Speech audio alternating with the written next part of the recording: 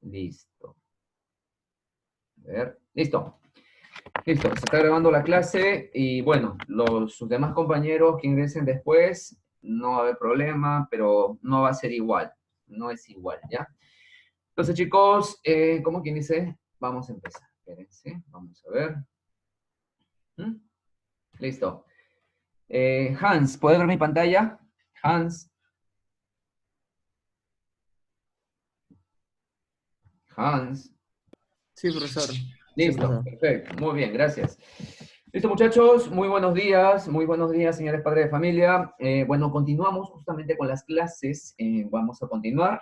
Y obviamente vamos a seguir con un capítulo dentro del llamado virreinato. Sí, miren, con ustedes básicamente ahorita ustedes observan un personaje. Este personaje que ustedes ven, seguro también creo, si no me equivoco, se los he mostrado en la clase pasada cuando hablamos de las principales autoridades, tal vez la principal autoridad dentro del virreinato. Por obvias razones, ustedes recuerdan de casualidad quién es la máxima autoridad dentro del virreinato, quién era la máxima autoridad que decidía sobre todo el virreinato. ¿Alguien por ahí? ¿Alguien dijo yo? Vamos. Despierten, muchachos, despierten. Vamos, facilito. Esa pregunta es como para cualquiera. ¿Alguien por ahí? Dijo yo. Nadie. Bueno, están dormidos todavía, creo, muchachos. Listo. Si ustedes recuerdan muy bien, obviamente la figura, la imagen que ustedes pueden observar ahí es el virrey. Y ojo, esta imagen hace referencia no a cualquier virrey, tal vez hace referencia a uno de los virreyes más importantes dentro de la República Peruana, perdón, dentro de la época colonial peruana. Entonces, profe, disculpen, alguien me distrajo cuando estaba ingresando.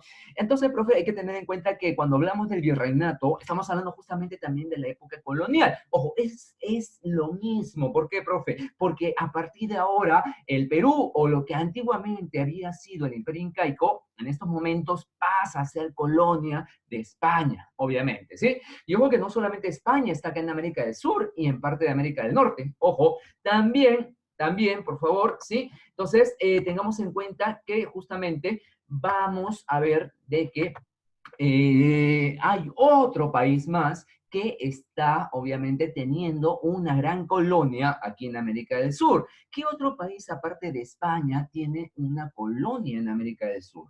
¿Qué potencia? ¿Alguien recuerda por ahí? Habían Portugal. dos principales potencias. ¿Cuáles? ¿Alguien dijo yo? Portugal. Excelente, muy bien, muy bien. Claro, profe, yo recuerdo muy bien que España y Portugal van a ser dos de esas principales potencias que van a comenzar de alguna manera, obviamente, a dominar gran parte de América del Sur y obviamente gran parte de América del Norte. Entonces, profe, tengamos en cuenta muy bien justamente que esta es la etapa virreinal, hay virreyes y obviamente este virrey al cual ustedes están viendo es conocido como Francisco de Toledo. Pero de uno de los virreyes tal vez más interesantes. ¿Por qué? Porque gracias a él es que básicamente toda la economía española, de la corona española, básicamente se va a beneficiar porque él le va a dar prioridad y él va a organizar casi toda o la base de la economía, obviamente, virreinal. ¿Sí? Entonces, profe, el día de hoy justamente vamos a hablar del aspecto económico en el virreinato y justamente tiene mucho que ver con este señor, que es obviamente Francisco de Toledo. No lo olvides, uno de los virreyes más conocidos y más importantes. Yo también te hablé de un virrey, uno de los primeros. ¿Quién fue el primer virrey que pisó suelo, obviamente, entre comillas, peruano? ¿Se acuerdan por ahí? Alguien dijo yo. ¿Quién fue el primer virrey? Que incluso fue decapitado, se enfrentó justamente a uno de los pizarristas y obviamente le fue mal. Le fue de la patada. Perdón, le fue muy mal, muy mal. ¿Alguien recuerda al primer virrey que obviamente tuvimos, lo vimos, te lo presenté? Por lo menos su cabecita, ¿lo viste por ahí? ¿Alguien dijo por ahí? Dijo yo. Vamos, Hans, vamos. ¿Alguien dijo yo? Vamos. Erix, nada, listo. Obviamente, yo les hablé de un tal Vasco Núñez de Vela, ¿sí? De Vela, no se confunda con el Balboa, ese es otro. Entonces, profe, hasta ahí de alguna manera la economía en el virreinato, ojo, se va básicamente a mostrar a través de estas tres imágenes. Si ustedes ven estas tres imágenes, obviamente, profe, puedo ver acá unas moneditas, puedo ver aquí obviamente un tipo de movimiento de personas, y acá creo que esto es lo más simbólico. Alguien por ahí de repente mira, Dafne, profe, ¿qué es esto? ¿Qué es esto? Obviamente hay hombres trabajando. Y si ustedes se dan cuenta y ves acá estas monedas, ¿qué actividad creen que va a ser la que más se va a practicar aquí en el Perú o en el virreinato? ¿Quién cree? ¿Qué actividad creen Minería. ustedes? ¿Cuál? El trueque, el Minería. comercio. El comercio puede ser, pero había algo más importante que el comercio, y lo dijo un varón por ahí. Minería. La minería, la minería. Porque si ustedes recuerdan, profe, yo te pregunto, por lógica nada más, ¿a qué vinieron los españoles? ¿Qué querían? ¿Qué buscaban? ¿Qué deseaban? Oro y plata. Excelente, oro y plata. Profe, entonces, ¿de dónde vas a sacar tú el oro y la plata? ¿De la tierra? Sí, pero para sacarlo de la tierra, tú tienes que hacer una actividad. ¿Y cuál es la actividad? Minería. Exacto, muy bien, la minería. Entonces, profe, ahí tienes todo el interés que tienen los españoles. Ellos quieren aplicar la minería para sacarnos la mayor cantidad de oro y de plata.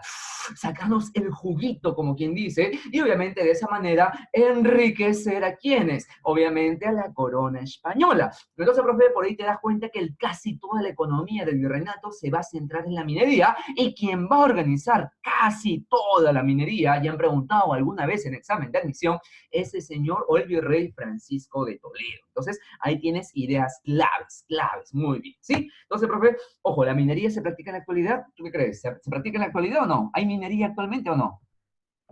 ¿Sí o no nada más? Sí, en Cajamarca, en lugares más grandes, sí. Excelente, muy bien, fácil pues, facilito, ¿sí o no nada más? Entonces, profe, de alguna manera seguimos viendo obviamente al virrey y vamos a ver justamente, profe, qué características tenía esta economía colonial. Profe, obviamente, como ustedes vimos la organización política, vimos que había virreyes, había audiencias, y también tú recuerdas que había un personaje muy odiado, al que detestaban más los indios por ser un abusivo, porque básicamente maltrataba a los indios. ¿Quién maltrataba mucho a los indios?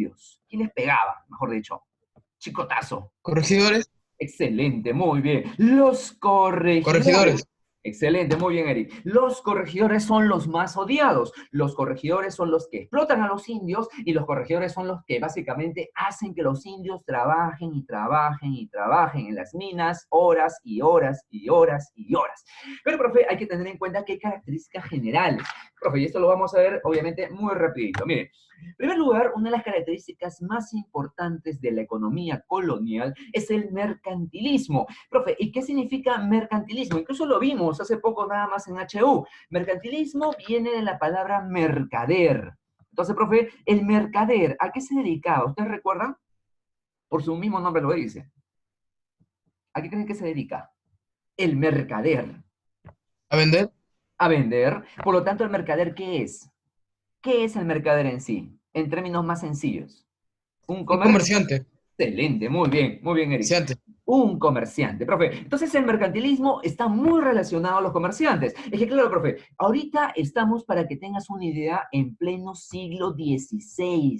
¿Ya? Estamos en el año de 1542 en adelante. Profe, los años, como te dije, no es tan bueno, no es tan importante, es referencial, ojo, solamente es referencial, y lo que quiero que tengas en cuenta es que tú puedes ver en la imagen a una persona que es un mercader, obviamente, profe, al mercader también le dimos otro nombre. ¿Tú recuerdas? Que había un nombre muy particular para señalizar a los mercaderes, y había otro sinónimo de mercader o comerciante. ¿Te acuerdas que en Europa cómo le llamaban? ¿Te acuerdas o no? Vendedores. ¿Cómo? ¿Cómo? ¿Vendedores? ¿Burgueses? Claro, son vendedores, pero obviamente comerciantes. La palabra obviamente más adecuada para agrupar a esos comerciantes vendedores es burgués. Bien dicho por ahí un varón. Entonces, profe, muy bien chicas también, profe, entonces el burgués, obviamente, el mercader, el comerciante, llámalo así de cualquier manera, es aquel que le interesa el mercantilismo. ¿Y por qué el mercantilismo? Porque en España se dice que el mercantilismo era una corriente en la cual, obviamente, a través de los comerciantes, obviamente lo que se hacía era sacar la mayor cantidad de oro y de plata. Profe, entonces, ¿qué significa eso? Que un país europeo que esté lleno, forrado de oro y de plata, va a ser más importante que aquel que no lo tenga. Entonces, profe, España tiene sus colonias, y de las colonias le saca gran cantidad de oro y plata, y a eso se le llamaba mercantilismo, que es obviamente la mayor extracción o el mayor comercio de oro y de plata. Entonces, ahí tienes la idea de lo que es mercantilismo. Ahí te dice acumulación de metales, pero obviamente acumulación de metales como oro y plata que van a ser los más importantes, obviamente en la época colonial. Otra característica, uy, Dios mío, se coló, disculpen, se coló ese muchachito. No, esta es la imagen correcta. Entonces, profe, monopolio. ¿Ustedes alguna vez de repente han jugado Monopolio o de repente tienen una idea de lo que es un monopolio? Alguna vez, incluso ahora, mucho se menciona la palabra monopolio cuando hacen referencia a estas farmacias, a estas boticas. No sé si ustedes han visto que están hablando mucho de los monopolios de los farmacéuticos. ¿Tienen alguna idea, alguien de ustedes, de por qué hacen referencia a monopolio farmacéutico? Díganme cualquier idea que tengan por ahí, que hayan escuchado, que hayan visto en las noticias, en el WhatsApp, en el Facebook, en el Twitter, en el Instagram, no sé. ¿Por qué estafan? Sí, puede ser, pero otra idea, muy buena la idea, buenísima. Otra idea, aparte de estafadores, monopolio. Pero olvídense un poquito del juego porque no tiene mucho que ver con el juego. Bueno, aunque sí y no. De repente lo han jugado, pero ni siquiera saben por qué le llaman monopolio. A ver, crean enfermedades para luego vender sus curas y así ganan. Sí, también la idea es buena, pero yo te pregunto acá y acá lo deduces seguro. Cuando hablamos de monopolio es porque seguro has visto en las noticias que habla de que obviamente, profe, hay muchos los que están concentrando toda la mercadería de medicinas o solamente hay un solo grupo que está comprando todas las medicinas. Hay un solo grupo de medicinas, vendedores, de compradores. Ajá. Exacto. Entonces, profe, cuando tú, y esto es economía, ojo, porque obviamente para que tengas una idea, monopolio es un término económico. Si tú has jugado, al final gana, si tú has jugado ese jueguito, algo paradójico y lo contrasto con eso, es que al final gana el que se quede con todo, ¿sí o no? Y solamente uno puede ganar. Entonces, la palabra monopolio significa mono es uno, el único que vende o el único que se queda con todo. Entonces, profe, si tú lo más o menos escuchas la palabra monopolio farmacéutico, es porque solamente hay un grupo de empresa que domina todo el mercado de farmacias. Entonces, sí hay otro chiquitito, pero eso no importa, es un pisotón, ya desaparecen. Monopolio entonces significaba en esta época, ojo, en esta época, que solamente un país solamente domina las colonias en América del Sur. ¿Y por qué razones, profe? ¿Quién domina las colonias de América del Sur? ¿Qué país? Por lógica, obviamente, es España. Muy bien, España. Entonces, profe, monopolio significa que solamente España controla a las colonias. Entonces ya tienes esa idea. España es la única que le puede sacar el jugo, puede sacar los minerales, obviamente, de las colonias americanas. Entonces, ahí tienes la idea de monopolio.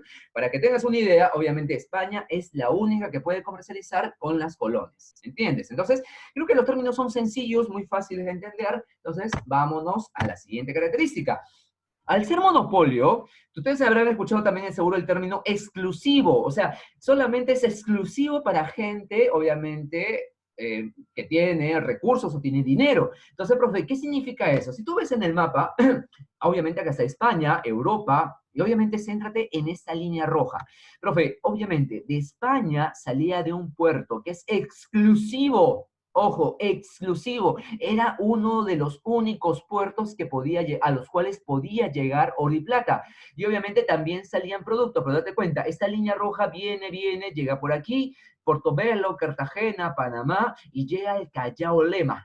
Entonces, profe, y después se iba a otros lugares. Profe, lo que quiero que tengas en cuenta es que si te das cuenta solamente es una línea. Profe, no hay más líneas. ¿Por qué? Porque aquí en la economía o el comercio es exclusivo solamente entre España y solamente las colonias. Nada más. Profe, si Francia quería entrarle, no podía. Profe, si Inglaterra le quiere entrar, tampoco no podía. Entonces, exclusivo es que solamente había una relación entre ambos, entre la metrópoli y obviamente, ¿entre quién? Profe, obviamente las colonias, ¿sí? Profe, ¿y para eso qué necesitas, profe? Necesitas puertos. Y hay puertos, está de Sevilla, Portobelo, Cartagena, Panamá, pero una de las más importantes, tal vez la más importante, por eso el Perú era famosísimo, es el puerto del Callao. Así como tú, estás Callao, igualito, el puerto del Callao. ¿Ya? Entonces, profe, es exclusivo. Solamente España tiene la exclusividad, obviamente, con las colonias de América, ¿sí? Entonces, profe, creo que la idea está clarísima, muy clara. Ojo, el intervencionismo, profe, ¿qué significa eso? Por obvias razones, profe, si España nos controla, por obvias razones, nosotros le debemos, obviamente, reverencia, o le tenemos que obedecer todo lo que nos diga. ¿Quiénes? Pues obviamente este muchachito representa a la corona española y a la gran cantidad de reyes. Profe, tú recuerdas, incluso yo te mencioné que había muchos reyes, pero habían solamente dos familias que gobernaron en España. ¿Te acuerdas qué familias fueron? Solamente habían dos, nada más. ¿Te acuerdas o no? ¿Alguien por ahí? Aragón. Borbón, muy bien. Escuché los Borbones. Y había otra, que era un nombre más, tal vez, medio raro. Medio rarín, medio rarín. Listo, Nadia, te escucho, Nadia. O estás jugando, no sé, no sé.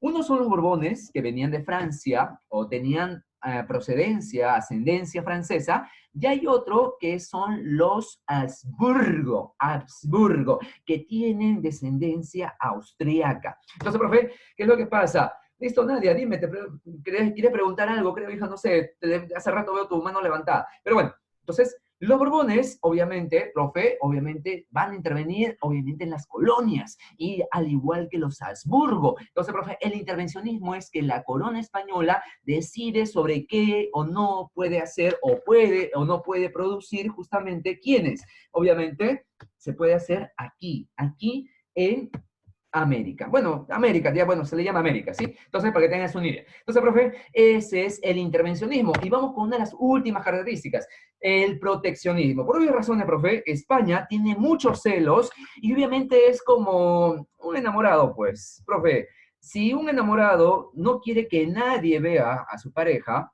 por obvias razones la protege.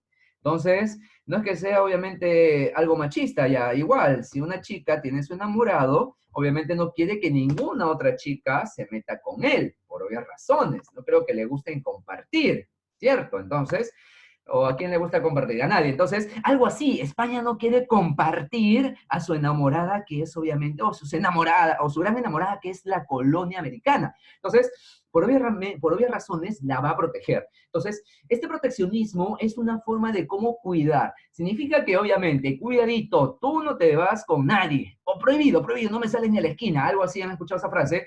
Es porque le están protegiendo de los demás países, como cuáles, ya te mencioné, Inglaterra, Francia, de la misma Portugal. Entonces, proteccionismo, pero ojo, aquí es proteccionismo económico, significa que ningún país puede comercializar con las colonias americanas a menos que España le dé permiso. Y eso, Y eso. O sea, es medio raro. Al final España no quería que obviamente nadie se meta, obviamente, con sus colonias, porque no creo que a nadie le guste que se metan con su pareja. Pero bueno, para que tengas una idea, obviamente eso es proteger, proteccionismo. Y este proteccionismo, ojo, se dio o se reflejó mucho en los productos textiles. Así te lo resumo nada más. Acá en América era bien difícil hacer, obviamente, ropa. Entonces era bien complicado. ¿Por qué? Porque casi toda la ropa venía de España. Entonces, aquí en América, obviamente muchos indígenas se vieron obligados a solamente consumir y comprar ropa española. Entonces, eso es proteccionismo, porque definitivamente eran obligados y aparte que en los mercados era lo único que había. Entonces, caballero Domas, tenía que consumirlo. Eso es proteccionismo económico, ¿sí? Para que tengas una idea. Entonces, profe, ahí tienes las 5 características básicas que obviamente se relacionaban mucho a cómo se manejaba la economía colonial, ¿entiendes? Entonces, vamos a ver, profe, incluso aquí, si lo lees, obviamente te doy para segundos, te lo leo, ¿listo? Miren, acá dicen, están permitiendo las importaciones. Creo que sí sabes qué son las importaciones. Nada puede importarse, obviamente, es como por decir así, este de acá representaría la corona española, este personaje de aquí, ¿sí? Entonces, este de acá es como un consejero o algo así, y si lo lees, obviamente, rápidamente, al final aparece una palabra clave, que es contrabando.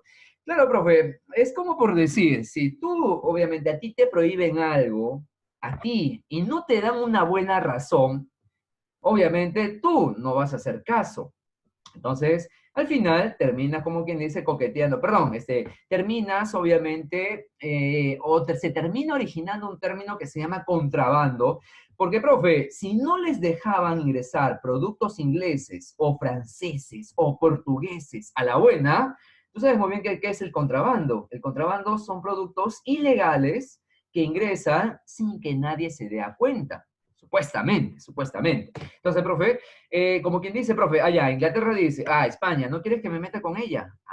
Ya ve. Le comienzo a mandar rosas, chocolatitos, y entonces comienza, como quien dice, a ceder, y al final termina, como quien dice, jugando. Bueno, ya, en fin. Entonces, para que tengas una idea, obviamente surge el contrabando y definitivamente comienza a Inglaterra a ingresar, como quien dice, despacito. Profe, entonces comienza a ingresar a varios países y comienza a surgir el contrabando. Ojo que las colonias no se molestaban, ¿ah? Las colonias decían, ya, normal, ingresa, ven, ingrésale. Entonces, el contrabando va a comenzar a aparecer en la economía colonial. Ojo, ¿ya?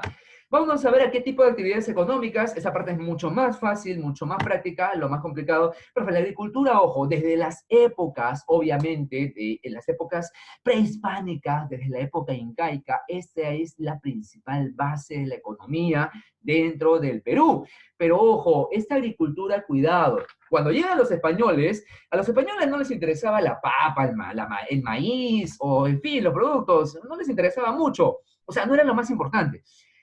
Sí, se llevó a España grandes toneladas, pero ellos, ¿qué querían nada más? Obviamente, ellos solamente querían oro y plata, era lo único que deseaban. Por eso se dice que la agricultura en el siglo XVI, XVII, estuvieron abandonadas. Profe, ¿cuándo recién comienza a rescatar? O sea, estuvieron abandonadas en el sentido de que se practicaba muy poco, muy poco. Sí se practicaba para comer. Profe, pero ¿quién le da más importancia a la agricultura durante la época colonial? Van a ser un grupito de religiosos que se van a llamar los jesuitas. Jesuitas. Más adelante te voy a hablar un poco más de ellos, pero para que tengas una idea, los jesuitas eran sacerdotes que habían llegado de Europa y ellos, como quien dice, se compadecían de los indios. Decían que los indios eran niños, eran así, guaguitas. Eran, como quien dice, animalitos indefensos. Entonces, los jesuitas vinieron a cuidarlos, algo así. Entonces, pero ojo, en ese cuidado también los explotaban porque los hacían trabajar a veces. Pero si les daban de comer, no les pegaban mucho. Pero ojo que sí los están transformando porque les están quitando, aparte de quitarles sus tierras, también les quitaban sus creencias. Significa que obviamente es como ahora, pues tú tienes un pensamiento que fue impuesto por los españoles, ojo, y eso fue quitado desde esta época y que en la actualidad obviamente se trasluce en tu religión, en tu comportamiento, por decirlo así. Entonces, la agricultura, como lo ves aquí, sí se practicaba, pero era muy poca, muy poca. Había caña de azúcar, vid, olivo, y ojo que la agricultura más se practicó en casi toda la costa, nada más. ¿Y por qué la costa? Porque la costa tenía un buen clima, hay muchos ríos, era más fácil. Es algo ahora muy distinto, porque ahora tú ves que en la sierra hay mucha agricultura, pero ojo, en la costa actualmente también hay mucha agricultura, sino que no lo conoces mucho, pero porque también en geografía lo hubiésemos visto, lo hubiésemos visto. Pero bueno, para que tengas una idea, profe, esta es la agricultura. No es muy desarrollada, pero sí es todavía utilizada, ¿sí? Entonces tienes una idea, ¿sí? Vámonos a otra actividad, la industria textil. Esto, por decir así, es como el inicio de Gamarra, el inicio de Gamarrita, por decirlo así, ¿ya? Entonces, profe, acá puedes ver, obviamente, las mujeres practicaban mucho la textilería, pero si te das cuenta, tienen una forma de vestido muy distinto. Esta vestimenta, ojo, no es típica como tú vas a la sierra, ves que tienen vestimenta muy, muy colorida. Como te dije, los españoles están imponiendo su propia forma de vestir. Por eso es que muchas mujeres indias se van a vestir con estas ropas. ¿Entiendes? Ojo que sí habían ropas coloridas, pero eran muy pocas. Y ojo que solamente España decidía si se hacía o no se hacía, como te dije. O sea, ellos decidían, básicamente. Entonces, la textilería sí se practicaba, para que tengas una idea, aquí, pero era muy limitada, muy limitada. Aquí puedes ver justamente cómo definitivamente todavía se practicaba de la forma tradicional. Después llegaron maquinarias, pero muy poco. O sea, mayormente esta era la forma tradicional que casi por muchos siglos se hizo. Que incluso si tú vas a la sierra, o si alguien ha ido de ustedes, habrán visto que las mujeres todavía en algunos pueblitos todavía practican esta técnica tan antigua, mira, después de siglos, ¿ah? Después de siglos, por si acaso, ¿ya? Entonces, ahí tienes una idea. Entonces, profe, habían lugares donde se practicaba esta textilería, como por ejemplo los chorrillos, ¿sí? Chorrillos, los medios, los enteros. ¿Cuál es la diferencia? Es la cantidad de telares. El chorrillo, si ahí lo lees muy bien, trabajaba con menos de 6 telares, ¿sí?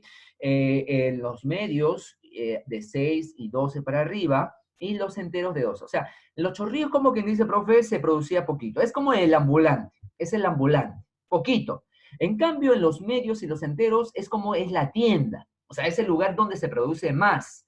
Y se producía más en esos obrajes, y así se le llamaba obrajes, porque había un batán. Profe, ¿qué es un batán? Era como un instrumento que les ayudaba a poder elaborar más rápido justamente la ropa, en pocas palabras. Era como las maquinarias de ahora, ¿entiendes? Como las máquinas textiles, ¿sí? Entonces, esta es la industria textil, que era también muy limitada, así como la agricultura, y obviamente era necesaria, pero muy poca también. Y sí había contrabando también, ojo, había mucho contrabando, por si acaso, ¿sí? Entonces, vámonos a otra.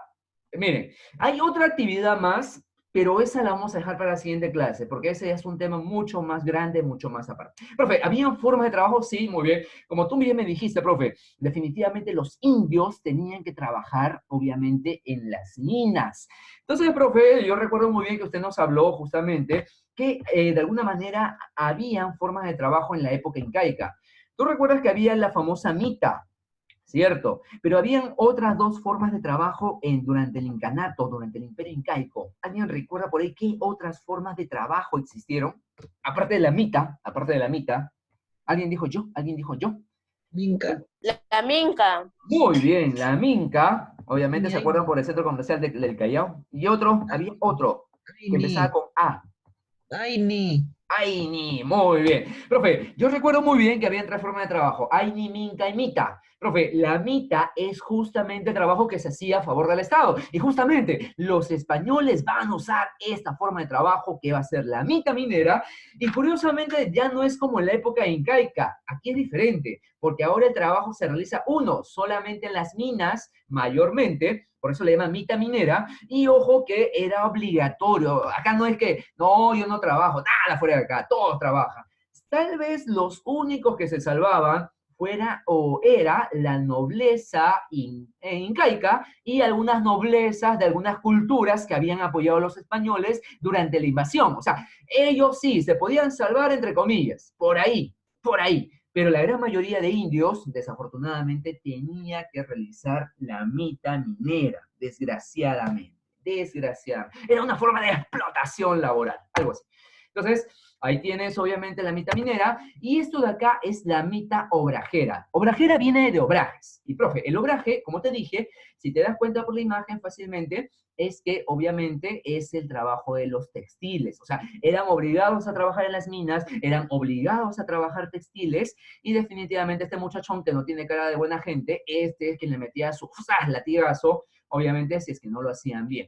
Ahora, aquí hay un término que aparece. Habían indios capataces, así como tú has escuchado el término capataz, que maltrataban a otros indios porque se alucinaban españoles, pero también habían negros. Ojo, el negrito, el negro, el morenaje, también, aunque no lo creas, también controlaban a los indios. Era algo raro, medio raro, pero ojo, no todos los negros, ¿eh? Siempre había un negro más vivo que otro. Y estos negritos le llamaban huatacos. A los indígenas también se dicen algunos historiadores que también les llamaban huatacos. Pero estos huatacos eran los que básicamente, les metían su latigazo cuando no trabajaban bien, para que tengas una idea. Entonces, tienes la mita minera, tienes la mita obrajera, obviamente textiles, mina. Vámonos a otro tipo de mita, que es la mita de plaza. Su mismo nombre dice, profe, plaza. Se me viene a la cabeza plaza, plaza de armas. Claro, es que estos trabajaban en las ciudades. Eran así como los albañiles de ahora, eran los que básicamente hacían construcciones, construían casas, municipios, construían iglesias, entre otras construcciones. Por eso le llamaban mita de plaza. Trabajan en las ciudades, no en el campo, trabajan en las ciudades y obviamente también trabajan horas y horas y horas y horas y horas y horas, obviamente. ¿Sí?